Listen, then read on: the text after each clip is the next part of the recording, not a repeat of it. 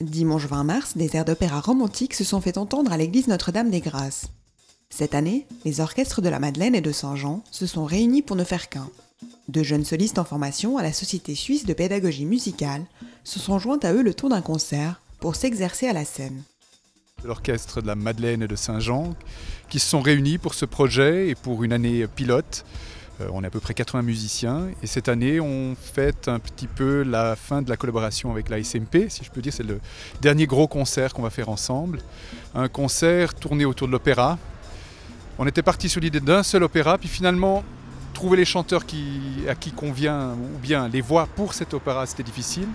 On a pris une autre démarche, on a fait un concours, pris les meilleures voix et choisi les airs en fonction de ces voix-là.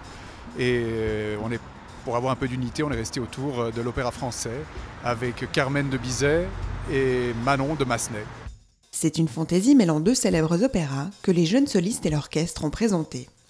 Les airs joués ont pris une nouvelle forme grâce à une mise en scène originale. On a enchaîné tous les airs de telle manière à ce que ça fasse une nouvelle histoire.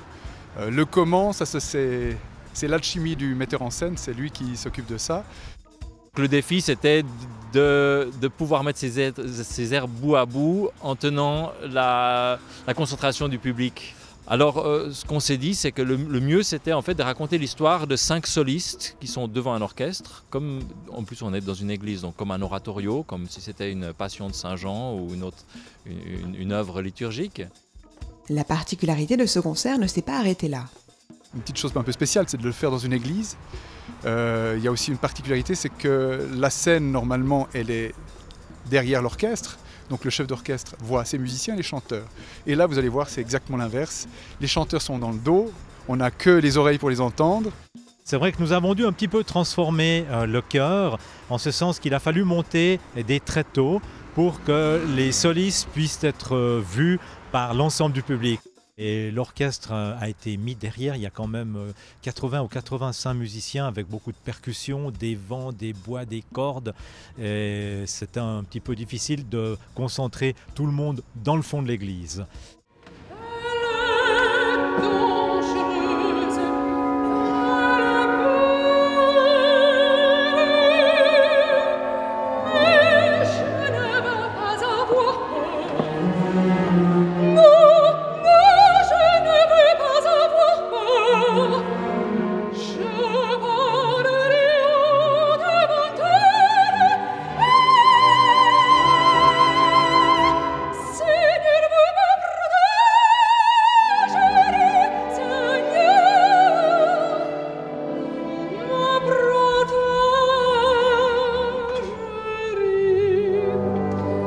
La SSPM et les concerts de Lancy s'associent depuis 10 ans pour offrir aux jeunes artistes la possibilité de se produire sur scène.